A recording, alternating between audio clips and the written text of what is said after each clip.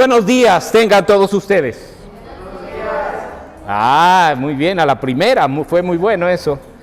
Muy bien, un gozo poder compartir con ustedes. Perdón, Muy bien, hoy estamos alambrados aquí. Muy bien, ya está prendido ahí. Muy bien, muy buenos días otra vez, que el Señor les bendiga grandemente en esta hermosa mañana. Y quise que dejara esa parte del canto, porque es prácticamente lo que estamos haciendo durante este mes, conociendo cada vez más y más a nuestro Señor Jesucristo. Dice el canto ahí: santo como tú no hay nadie. Lo estamos viendo en nuestra clase de Cristología en la mañana. El incomparable ser, nuestro Señor Jesucristo, Dios encarnado. Acuérdense de ese concepto. Dios incomparable, abre tú mis ojos, Cristo, porque quiero conocerte más. Mi amado hermano, de veras es mi oración que sea su anhelo conocer más a su Salvador.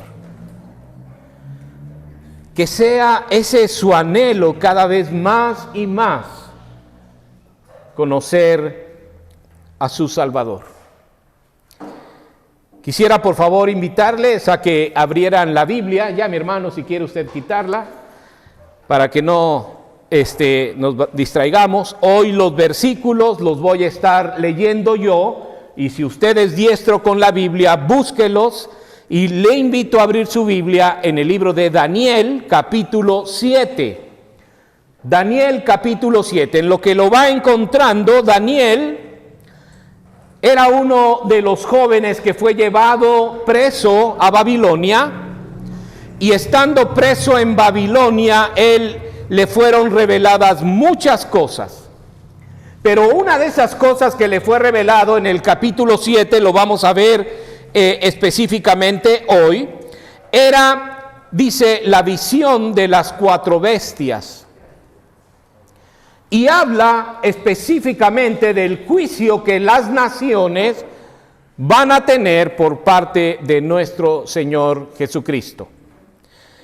Cuando vemos en Daniel capítulo 7, en el versículo 1, lo voy a leer nada más, dice: en el primer año de Belsasar, ya es otro rey, ya no es Nabucodonosor, ya no es Darío, ahora es Belsasar, rey de Babilonia, tuvo Daniel un sueño y visiones de su cabeza mientras estaba en su lecho. Y bueno, narra ahí en el capítulo 7, por favor, léanlo con cuidado, pero en el versículo 13, específicamente dice así: miraba yo en la visión de la noche, y he aquí, dice, con las nubes del cielo venía uno como un hijo de hombre, que viene hasta el anciano de días, y le hicieron acercarse delante de él, y le fue dado dominio, gloria y reino para todos los pueblos, naciones y lenguas le servían.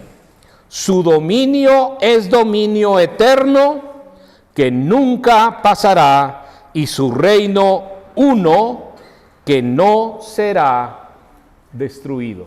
¡Wow! Les invito a que podamos hablar con el Señor, para que sea Dios el que hable en este momento a nuestra vida. Vamos a orar. Padre nuestro que estás en el cielo, te alabamos, Señor, sobre todas las cosas.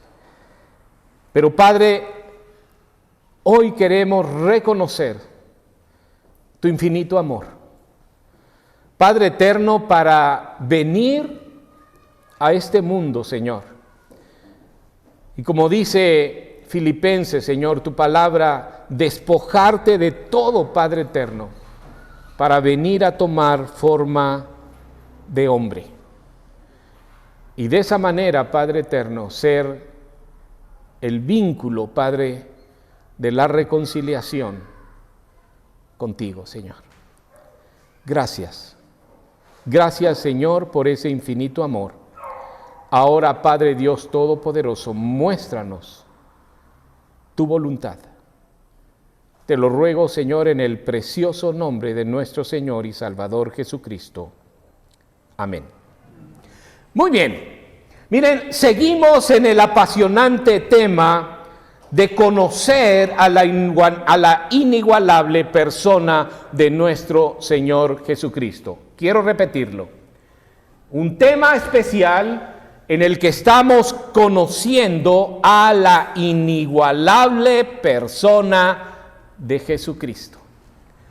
¿Por qué reafirmo este concepto? Lo reafirmo porque, miren, no hay otro, ni habrá otro como Jesucristo. No hay.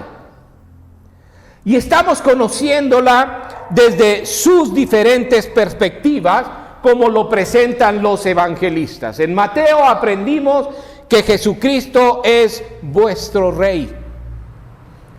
En Marcos, la semana pasada, lo conocimos como: he aquí mi siervo, dice el Señor. No el siervo de nosotros, el siervo de Dios. Y hoy es mi oración, mi amado hermano, que ponga toda su atención, porque vamos a conocer algo muy peculiar de la persona de nuestro Señor Jesucristo. Lucas lo presenta como: he aquí el hombre. Y eso es lo que vamos a estar aprendiendo en esta hermosa mañana. He aquí el hombre. Y miren, ese concepto de he aquí el hombre es una expresión que usa la palabra de Dios para referirse a un representante de la raza humana. ¿Quién sería un representante de la raza humana? Usted. Usted es un digno representante de la raza humana. Dani es una digna representante de la raza humana. Pablito es un digno representante de la raza humana. ¿Y por qué digo eso, mi amado hermano? Porque no hay otro igual como Pablo y porque no hay otra igual como Dani. ¿Sí me explico? Es algo digno de reconocer. ¿Se ha dado cuenta? ¿Cuál es una manera de identificar que se está utilizando mucho el día de hoy? Usted va y plasma su huella digital en la credencial de lector y etcétera, etcétera, en muchos. Últimamente se está utilizando, ¿verdad?, el iris de los ojos. Único e irrepetible. Una cualidad impresionante. Por eso es que decimos, somos dignos representantes de la raza humana. Mi rica, tú eres único. Qué tremendo, ¿no? Hasta nos sentimos como que se nos hinchamos del pecho, ¿no? ¿Sí? Bueno, pues la Escritura usa esto para referirse, hijo de hombre, para referirse a un digno representante de la raza humana. Isaías lo escribió hace mucho tiempo, en Isaías 51, quiere buscarlo, sígame con la vista, Isaías 51, por favor. Le animo que sea diestro, ¿verdad? Vaya ejercitando, practique, dígase así en su mente un versículo y búsquelo. Isaías 51, versículo 12, dice la palabra de Dios así. Escúcheme bien. Dice, yo soy vuestro consolador. Y pregunta, ¿quién eres tú para que tengas temor del hombre que es mortal? O del Hijo del Hombre que es como heno. ¿Qué es lo que está diciendo Isaías? Lo temporal del ser humano. Y en cierta manera, mi amado hermano, aunque nos creemos a veces mucho, Isaías está denotando nuestra insignificancia. Repito, Isaías está denotando nuestra insignificancia. Así es que, por favor, cuando se diga la expresión Hijo del Hombre, está refiriéndose a una persona.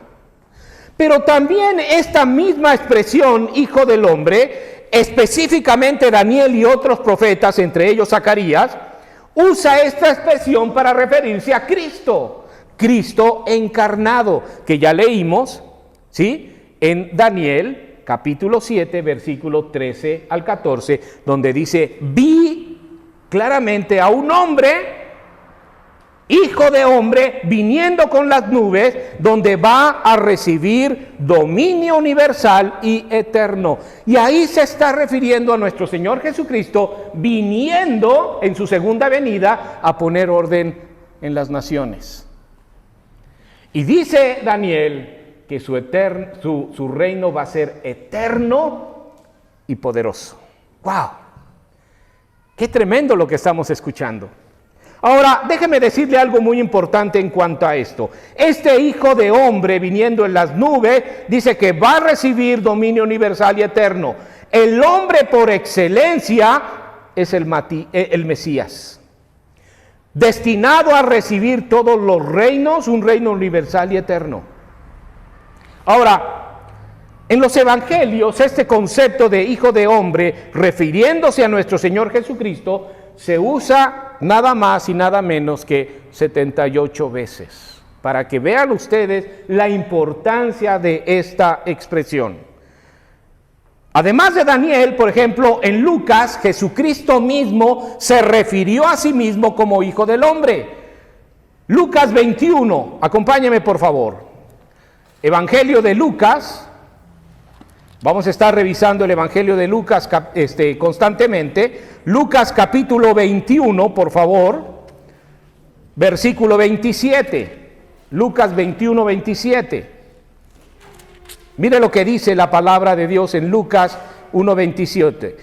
Está hablando el Señor Jesucristo sobre su segunda venida y está diciendo, hey, no los vayan a sorprender, porque va a haber días muy confusos, días malos. Se van a levantar falsos dioses.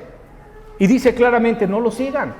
Pero miren lo que dice, voy a leérselos desde el 25 para que entremos más en contexto.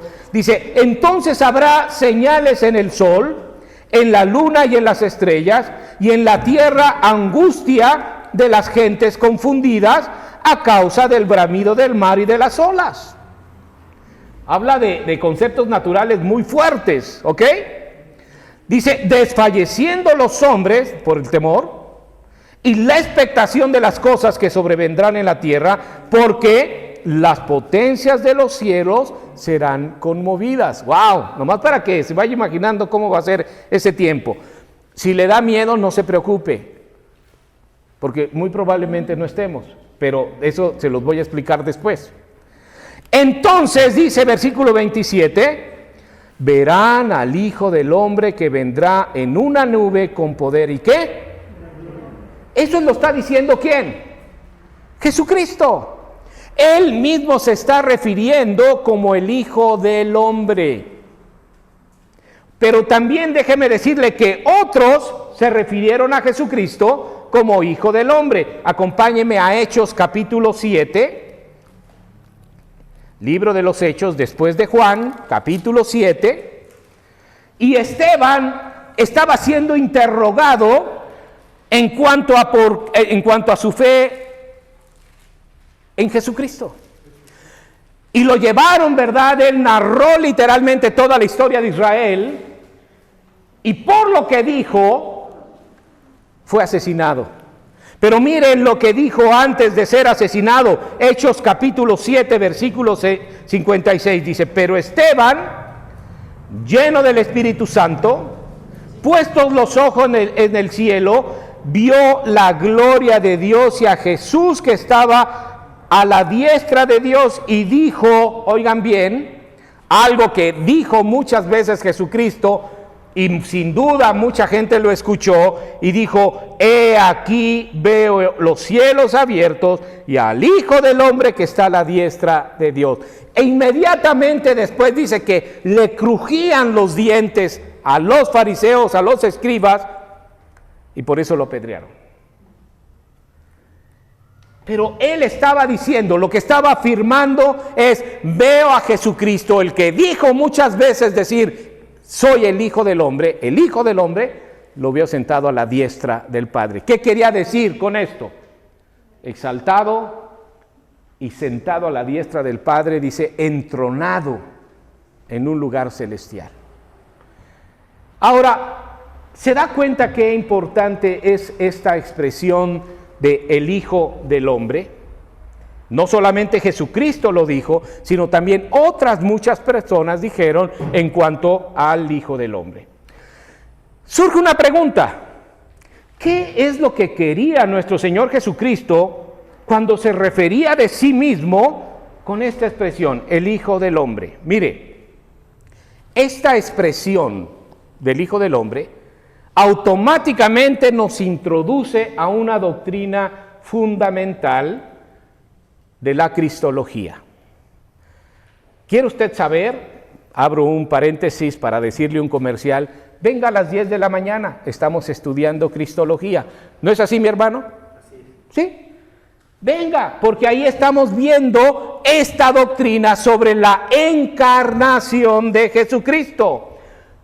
Ahora, déjeme decirle algo referente a esta doctrina. Miren, esta doctrina, junto con la resurrección de nuestro Señor Jesucristo, es la doctrina más complicada y la que ha tenido más conflictos desde el origen de la historia de Jesucristo. ¿Cómo es posible, dicen algunos detractores de Cristo, que éste se nombre Dios? ¿Cómo es posible que éste, que se dijo muchas veces hijo de hombre, resucite? Y mire, es el conflicto más viejo y antiguo de la cristología. Reconocer a Cristo encarnado y por lo tanto una divinidad, ya que es Cristo resucitado y sentado a la diestra del Padre. No se puede concebir. Y ahora, debo advertir algo, mi amado hermano.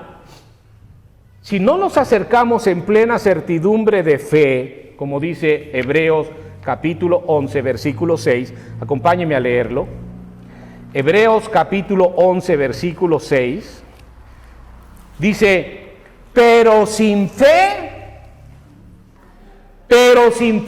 es imposible agradar a Dios. ¿Sí? Porque es necesario que el que se acerca a Dios crea que le hay y que es galardonador de los que le buscan. Mi hermano, mire, introducirse a la doctrina de Cristo, llámese encarnación o resurrección, requiere fuertes dosis de fe. Estudiar la cristología requiere fe, mi amado hermano. Y entonces lo que está diciendo es hablar de la doctrina de la encarnación de nuestro Señor Jesucristo requiere fe. ¿De acuerdo? Requiere un espíritu humilde. Requiere un espíritu de dependencia en el Espíritu Santo. Mire, comprender el significado de la encarnación de Cristo, que una persona de la deidad, de la Trinidad, se criara y creciera en una familia humana, se requiere fe. Quería introducir hace rato la predicación de la siguiente manera. José, ¿qué oficio tenía? ¿Qué? ¿Ustedes creen que José influyó en la vida de Jesucristo? Porque se dice, el hijo del carpintero, ¿sí o no? Y sin duda, uno de los conceptos en la cultura judía era enseñar el oficio del Padre, ¿sí? ¿Ustedes creen que Jesucristo algún día se haya machucado el dedo amartillando y dijo, ¡uh! Solamente que sin pecado. Ojo, estoy diciendo algo gracioso, si no lo entendieron, porque cuando nos machucamos, ¿qué decimos nosotros? Sí, ¿verdad? Uy, Cristo no. Y sin duda se debe haber machucado muchas veces. El otro día estábamos tratando de pintar ahí las rayitas amarillas, tapando el bote de la pintura amarilla con el desarmador, le estaba y mire lo que pasó. ¿Verdad? Esa es la carne de nuestro Señor Jesucristo. Y sin duda también clavó, hizo mesitas, y no sé qué habrá hecho como carpintero. ¿Cómo? El yugo que usaban, ¿no? Ahora, ¿qué propósito buscaba nuestro Señor Jesucristo al referirse así de decir, he aquí el hombre? Porque el Hijo del Hombre, ¿qué buscaba? Bueno, déjeme compartirle 3 conceptos muy rápidos. Primero, afirmar su compañerismo con el hombre. Jesucristo es 100% hombre. Y hay evidencias que lo afirman en la Escritura. Jesús poseía un cuerpo, un alma y un espíritu, por lo que se le llamaba hombre. Miren, el apóstol Pablo lo menciona de la siguiente manera. Romanos capítulo 15. Acompáñenme. Ahí de Hechos, unas hojitas para adelante. Romanos capítulo 15. ¿Sí? Perdón, 5. Romanos 5, versículo 15. ¿Sí? Mire lo que dice. Pero el don, que es la salvación, no fue como la transgresión, como el pecado. Ahora, ojo, un contexto del capítulo 5 de Romanos. En el versículo 12 en adelante está hablando de la similitud entre Adán y Cristo. Y entonces se está diciendo, cuando vino la salvación, no vino porque este primer hombre, Adán, pecó, sino porque pecó este Adán, el primer hombre, vino el don a través de otro hombre, que es Jesucristo. Dice, ahora sí leo versículo 15, pero el don no fue como la transgresión, porque si por la transgresión de aquel uno, Adán, murieron los muchos, abundaron mucho más para los muchos la gracia y el don de Dios, Cristo, a través de la gracia, por la gracia de un hombre, Jesucristo. Pablo dice, un hombre, Jesucristo. Vino, ¿qué? El don de la gracia, la salvación. Entonces, de una u otra forma, a nuestro Señor Jesucristo se le daba atributos de hombre. ¿Cómo qué? Bueno, déjenme darles algunas referencias, las más importantes.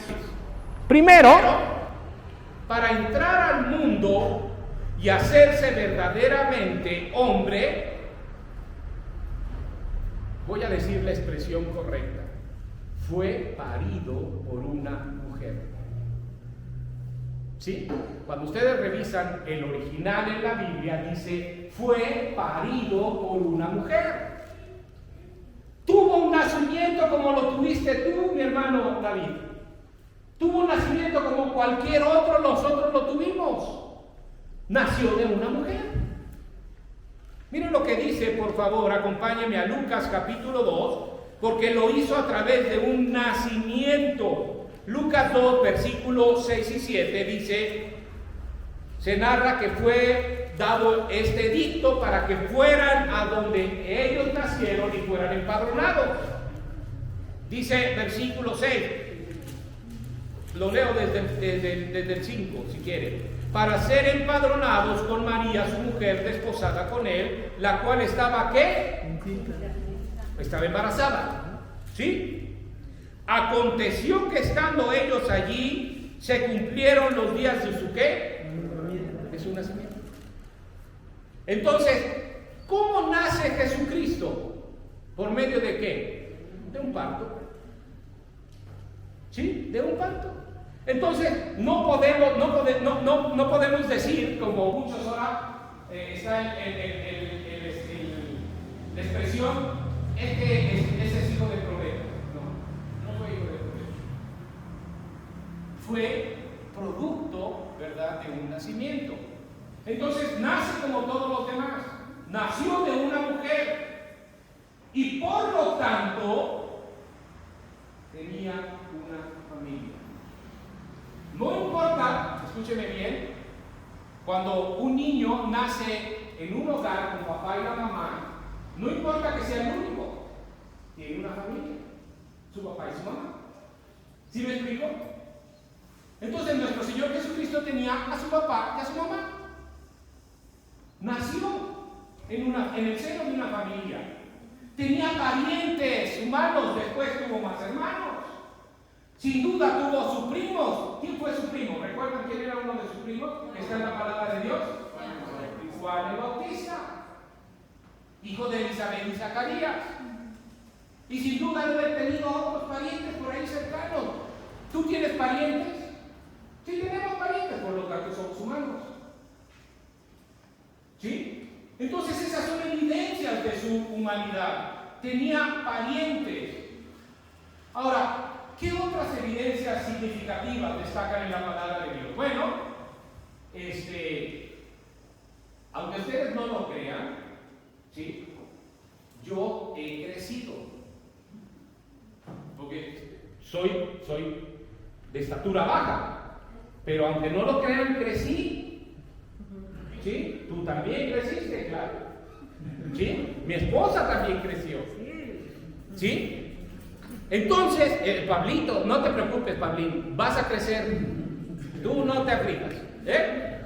Bueno, muy bien. Entonces, dice la palabra de Dios, una evidencia de su humanidad. Por favor, ayúdenme a buscar, los que quieran, rápidamente, Lucas 4:2. No, perdón. Antes de Lucas 4:2, Lucas 2:52. Dice Lucas 2:52, Jesús crecía en sabiduría y en estatura y en gracia para con los hombres. Para desgracia de muchos de nosotros podemos crecer en estatura, mas no en sabiduría. ¿Sí? Pero al fin y al cabo nuestra carne crece. ¿Sí o no? Muchas veces crece hacia los lados. Pero crecemos. ¿Ok? ¿Sí? Entonces Jesús crecía. Qué bendición que también crecía entre gracia para con los hombres. Miren, una de nuestras oraciones de mi esposa y yo, cuando nuestros hijos tenían algo que hacer entre las personas, evidenciando su humanidad, nuestra oración es: Señor, darles gracia delante de las personas con las que tienen que tratar. Miren, esa sea una oración tuya, Samaya. Dale gracia y Tana con las personas que tenga que tratar. Dale gracia a Rafa con las personas que tenga que tratar. Y así, esa podría ser un buen motivo de oración. Dales gracia. Que crezcan en gracia. No nada más en estatura, sino también en gracia y en sabiduría. Otra evidencia, Lucas 4:2.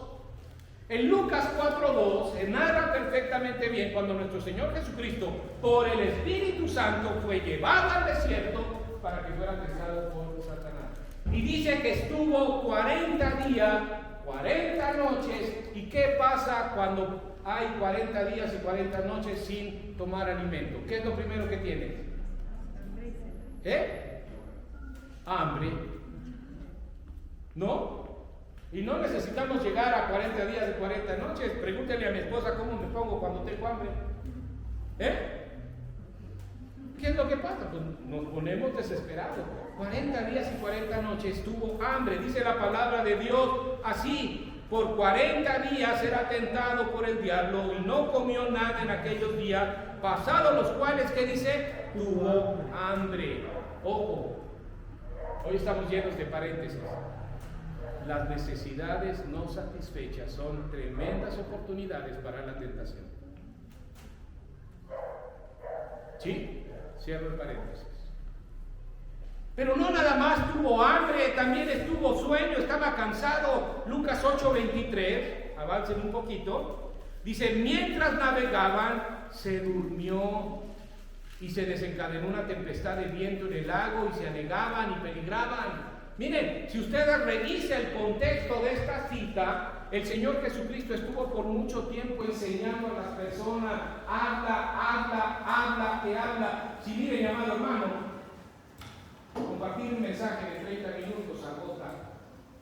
Ahora imagínate al Señor Jesucristo horas y horas enseñando. Pues obviamente se cansó, evidencia de su humanidad. Tuvo sueño, tuvo hambre, nació en una familia, ¿sí? Pero otra significativa, Juan 19:28. Juan capítulo 19, versículo 28, dice: después de esto, sabiendo Jesús que ya todo estaba consumado, dijo, para que la escritura se cumpliese: tengo sed.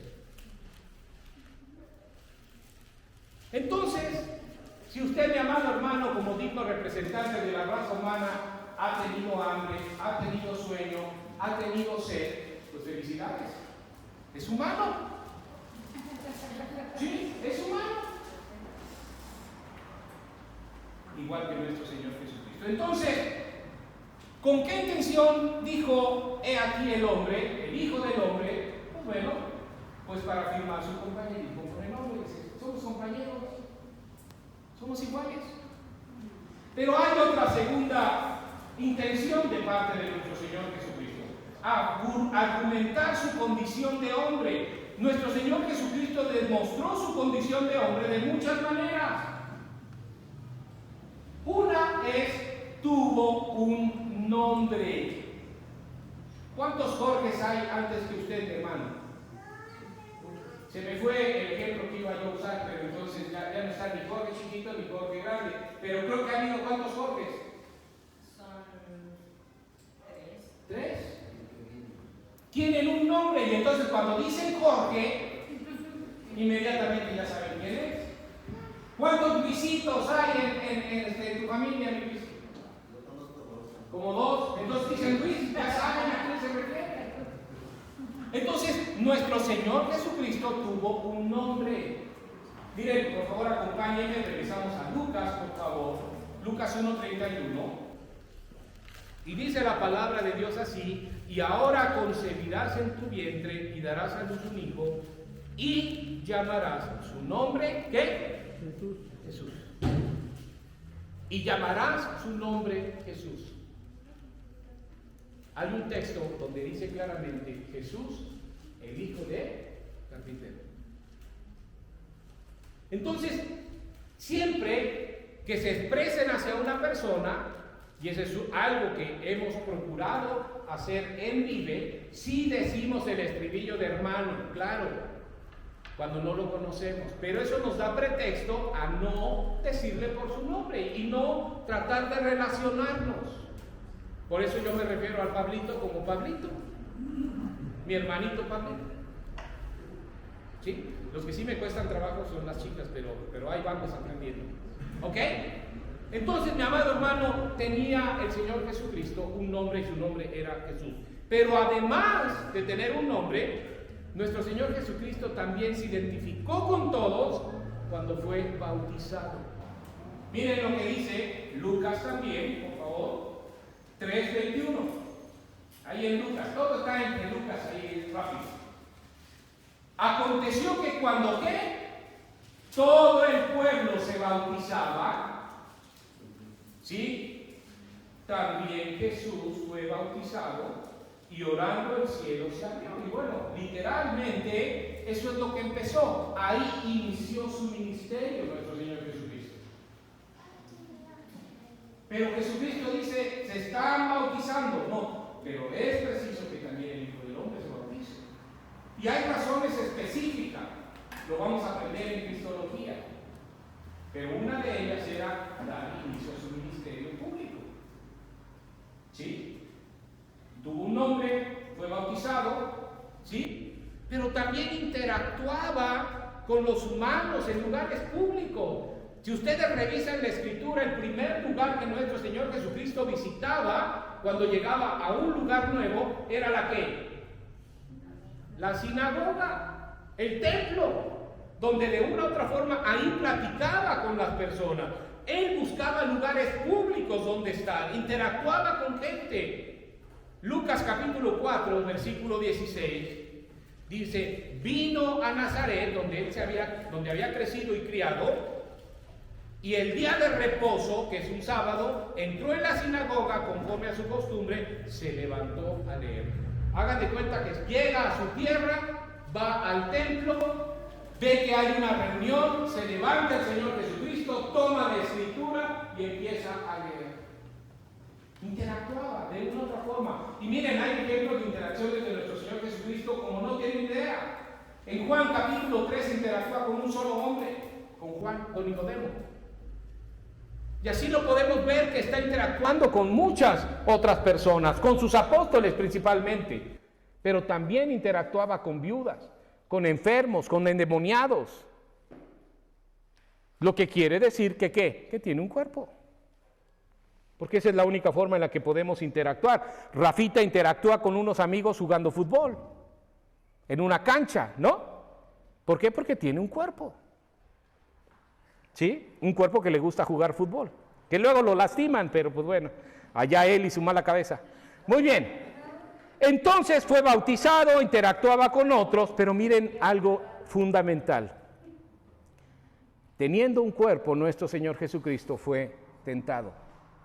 Nuevamente, Lucas capítulo 4, Jesús lleno del Espíritu Santo, volvió del Jordán, fue llevado por el Espíritu de Dios, dice, al desierto por 40 días, ¿para qué? Para ser tentado, para ser probado. Tiempo después, el escritor de Hebreos pronuncia algo interesantísimo. Por favor, acompáñeme, vale la pena buscar esta cita, ayúdeme buscándola. Hebreos capítulo 2. Y allí en Hebreos capítulo 2 hay unos textos impresionantes, mi amado hermano. Hebreos capítulo 2, versículo 17 en adelante. Luego vamos a regresar para leer del 14, no pierda de ahí, no quite el dedo. Dice Hebreos capítulo 2, versículo 17, por lo cual, escúcheme bien, debía ser en todo semejante a sus hermanos. ¿Qué se está refiriendo ahí? Debía ser en todo semejante a sus hermanos. Por ejemplo, yo puedo decirle a Joanán, ven tantito. Joanán es mi hijo. Para quienes no lo conocen, es mi hijo. Es hijo del papá. ¿Sí? Muy bien.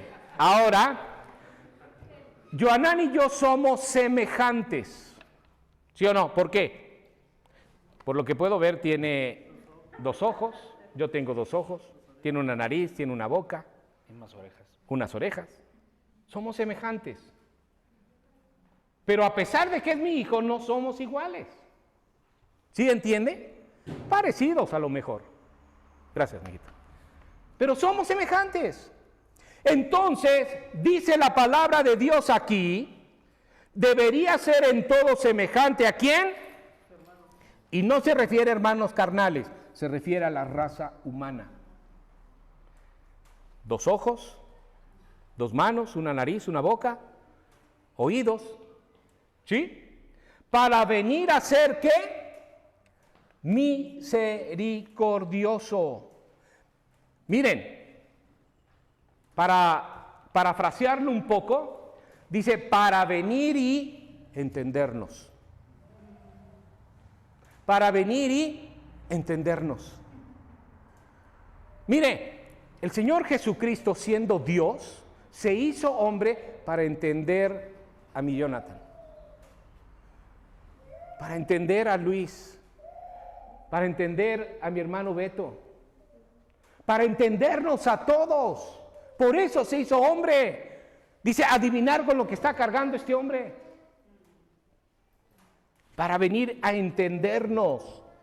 Fiel sumo sacerdote en lo que a Dios se refiere, una posición importante, para perdonar nuestros pecados, los pecados del pueblo. Por cuanto Él mismo, Jesucristo, padeció siendo tentado. ¡Wow! Padeció lo mismo que tú padeces y que yo padezco, solamente que con una tremenda diferencia. Él no pecó. Y muchas veces nosotros sí. Muchas veces nosotros fracasamos. Él no. Y es lo que vamos a leer al final. Así es que, mi amado hermano, ya vimos 2 conceptos del por qué la humanidad de nuestro Señor Jesucristo. La primera, afirmar el compañerismo con el hombre. El segundo, argumentar su condición de hombre. Y el tercero y más importante, abrazar su comisión para rescatar al hombre. Lucas capítulo 19, versículo 10. Lucas 19, 10. Dice, porque el Hijo del Hombre vino a buscar y a salvar lo que se había perdido. El Hijo del Hombre vino a buscar y a salvar lo que se había perdido. Mi amado hermano, déjame corregir algún pensamiento que si en algún momento tú lo has tenido. Tú no buscaste a Dios. Dios te buscó. Tú no estás aquí porque dices, voy a ir a esa iglesia porque está bonita, parece una casita, etcétera, etcétera. No, Dios te trajo. ¿Sí queda claro eso? Dios te trajo, Dios te buscó. Así es que cuando no vienes a la iglesia, no estás viniendo con quien te buscó. Ojo, estás perdiendo la oportunidad de tener un enlace con el Señor. El Hijo del Hombre vino a buscar y a salvar lo que se había perdido. Ahora, este concepto, mi amado hermano, como decía hace un momento, es el más importante de la encarnación de nuestro Señor Jesucristo. Lo refuerza Jesucristo porque vino a algo muy especial. Lo vimos en la clase de Cristología. Vino a revelar al Padre. Vino a darlo a conocer a nosotros. Juan 1:18, no lo busques, se lo leo. A Dios nadie le dio jamás el unigénito Hijo, el que está en el seno del Padre, ¿sí? Él lo ha dado a conocer. Así es que, mi amado hermano, si algún día tú quieres conocer a Dios, es a través de Cristo. No hay otra forma. Así como el único camino, la salvación y la vida. Él es la verdad, Él es la vida. ¿Sí? Nadie va al Padre si no es por Cristo. Es eso. Es eso exactamente. Lo vino a revelar. Pero algo mucho más interesante es proveer una ofrenda por nuestros pecados. Vino a darse Él mismo por nuestros pecados. Primera de Pedro, capítulo 2, versículo 24. Primera de Pedro, capítulo 2, versículo 24. Dice, ¿quién llevó? 2:24. ¿Quién llevó Él mismo nuestros pecados y en su cuerpo sobre el madero? ¿Dónde llevó nuestros pecados el Señor Jesucristo?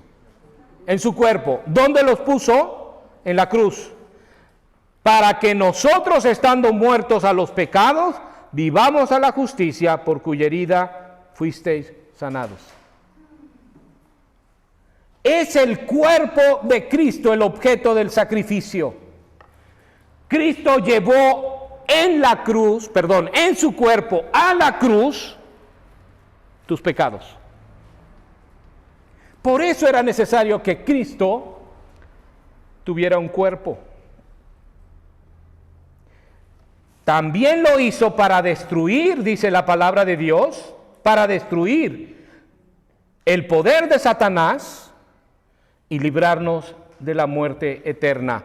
Hebreos capítulo 2, y con esto estoy terminando, mi amado hermano. Hebreos 2, 14 al 17, no importa que repitamos lo que leímos hace rato, pero ahora 14, dice, así que, por cuanto los hijos participaron de carne y sangre, Él también participó de lo mismo, para destruir por medio de la muerte al que tenía el imperio de la muerte, esto es al diablo, y librarnos a todos los que por el temor de la muerte estaban durante toda la vida sujetos a servidumbre.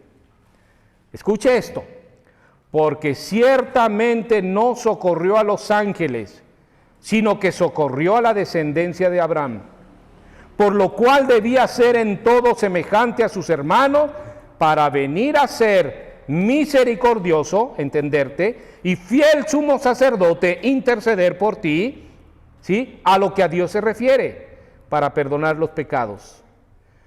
Pues en cuanto a Él mismo padeció siendo tentado, es poderoso para socorrer a los que son tentados. Ahora, quiero repetir este concepto del socorro, porque dice, vino a socorrernos. ¿Sabe qué es el original de socorrer? Es echarnos la mano. ¿En qué te echó la mano?